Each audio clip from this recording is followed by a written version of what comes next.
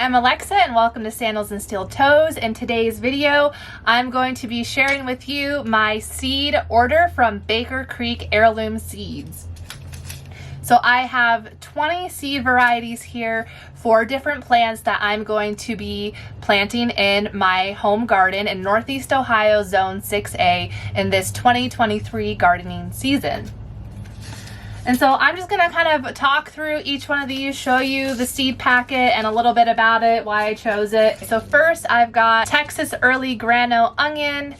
This is a short day onion. I don't know why I got another short day onion variety. I really wasn't paying attention, I guess, when I was ordering some of my seeds, because my other my gardener order I got short day, and in Ohio here we do long day onions, so it should be okay. But I did start some of these already in the house this week, so they're already getting going. Columbine. This is a perennial flower. I got this because I just thought they looked beautiful. Really deep, dark purple flowers, very delicate looking, and they also they're pretty cold hardy. So I have actually started some of these in milk jug to do some winter sowing because they do need cold stratification because the seeds do have to be chilled for a period of time. It says on here 3 to 4 weeks. You can keep them in a refrigerator and then you can start your seeds afterwards, but the seeds have to be cold before they actually germinate. But this is the Columbine. Going into expanding my herb garden, I got this really unique variety of chamomile. It's Kelway Golden Chamomile. This is a perennial in zones 3 through 7. I thought this was a very unique looking kind, so that's what attracted me to it. It's kind of not like your typical looking chamomile. I thought it was really pretty. Butterfly milkweed. So I've been wanting to grow milkweed for years and I just haven't bought the seeds for it. So I've got the milkweed. This is going to attract monarch butterflies, so I'm really excited to see how this does. I have actually got these ones outside doing some winter sowing in milk jugs with these as well, because they do need a period of cold stratification. They're perennial, so they'll come back year after year. Thai holy basil.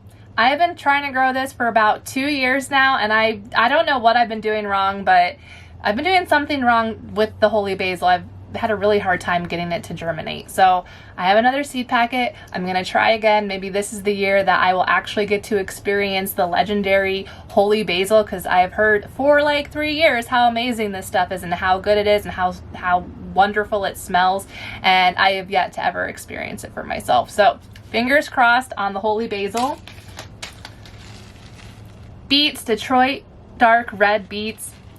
These are pretty common. You can find these, I think, probably most places, this variety, but I've tried a lot of different beet varieties over the years, and honestly, at the end of it, I just kind of like a tried and true classic beet. I think they grow the best in my soil. I have a really sandy loam soil, and I can grow root vegetables pretty well, and this kind of beet has done really the best for me. So back to basic on this kind of beet. The lemon spice jalapeno pepper. This was my husband Carmen's favorite last year. He has been trying different vegetables over the years, and we're really trying to find the ones that he loves. And he's found a couple, and the lemon spice jalapeno is one of them that he just raved about last year. I blistered them on the grill, so they were kind of crunchy and blackened on the outside, and he just loved these. You know, they have a spicy citrusy flavor, so I am planning on growing a lot of these this year for my husband. You gotta grow what you like, right? So that's why I like to try all these varieties, to find things that not just that I like, but our entire family likes, and this one wins for my husband. Another pepper I'm growing for my husband Carmen, it is the ghost pepper. Its proper name is the Boot Jolokia red pepper. Probably didn't say that right, but it's also known as the ghost pepper, and he is a big fan of really spicy things. He likes ghost pepper cheese, ghost pepper sausage, so I said I will grow the ghost peppers this year, but he is responsible for actually doing something with them. I am not into spicy peppers like this. I don't even like to handle them that much, so he says that he will take care of it. I just have to grow it, so I will happily growing the ghost pepper. We'll see how this does. I mean, it says that it's with readings of in excess of 1 million Scoville units. Like, that's hot. That's really hot. So I'm a little nervous to grow up, but I'm going to keep this in its own special section away from everything else so no one accidentally eats these. I've got the Shishito peppers. These have become one of my favorites. I've been growing them for a couple of years. These are also great when you blister them. I like to have a mix of the red and green when I'm cooking them because look how pretty that is. But you cook them in I have a cast iron pan. I put some like olive oil or avocado oil in there. Blister these till they kind of start to pop and blacken on the outside. They are so delicious. Definitely recommend the Shishito pepper. I got this bell pepper variety. It's called the King of the North pepper. And I have not had good luck with bell peppers. I mean, I know a lot of people, a lot of home gardeners in my area, they can grow bell peppers just fine. For me, I've never really had great bell peppers, but I got these ones because they are supposed to be bred for the north. So I'm in the north. I'm in very northeast Ohio. I'm right on Lake Erie, so we are very north. And yeah, they say they're early and superb for the north, so that's why I'm trying these ones. Snake Bean Indian Giant. So this is actually a gourd. It's called a snake gourd. It's from India, and it's kind of wild looking. I mean, I like to grow really weird, unique things. This definitely falls into that category. I'm not quite sure what I'm gonna like do with this, but they get really long and kind of like spindly like a snake. So I think this one's gonna be very interesting to see how it grows. This is a Chinese cabbage called the Granat cabbage. We like Chinese cabbage, also known as Napa cabbage. This is kind of a different variety. This one's more longer. It's kind of a taller plant. It just struck me. I like to try, you know, all kinds of things. So this cabbage is going to be very interesting and new for us. Brussels sprouts, Long Island improved. I've grown this variety of Brussels sprouts before. This is still a crop that I am trying to get a good success out of. I have yet to grow successful Brussels sprouts. I can get the plants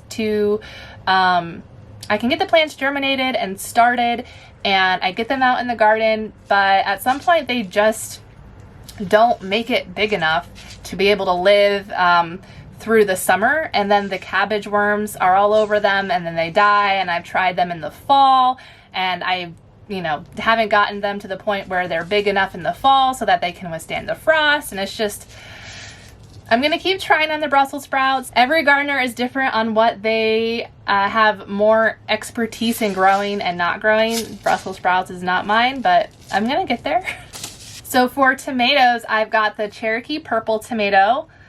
Many people have recommended this one. It is a dusky purple pink color, and it's a very large fruit, a customer favorite of Baker Creek. So very excited to add this into my dark tomato collection because I'm probably going to be growing mostly dark tomatoes this year. I've gotten several new varieties of dark tomatoes, and I already had several, so that's what I like. That's what we're doing. The Black Krim tomato. This is a Russian heirloom, dark red purple fruit, high yields of juicy beefsteaks up to 1 pound. And this was Baker Creek's top tomato in their 2014 nutritional study. So I will have to look into that to see, what that all means. But if Black Krim is more nutritious than other tomatoes, that's a good thing to know about. I'm trying the Sun Gold Select. So I lied. I do have some other colored tomatoes. I can't choose. I keep saying I'm going to grow less tomatoes this year and just, stick to lesser varieties so I can grow more of those plants. And I keep buying varieties because you guys recommend them, and I'm like, I want to try it, and then they look good on the catalogs, and I just need a bigger garden. That's all, right? Just a bigger garden. So the Sun Gold Select cherry tomatoes. So this is a tasty orange tomato. We'll see how these do. First time for me. I thought this variety, the Sart Rollois,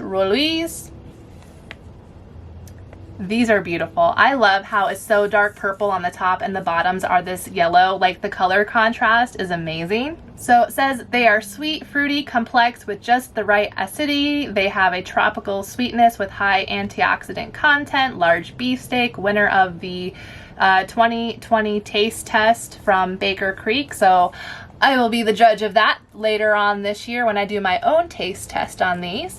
And plug, if you want to hear more about what tomatoes taste like, check out my 2022 and 2021 tomato taste test review series. I'm reviewing up to, I don't know, probably like between 50 to 60 different varieties of tomatoes within those 2 years of reviews. So lots of different things you can see, hear, try, taste from those videos. Make sure you check them out. I will link the whole playlist down below, which has all of the videos.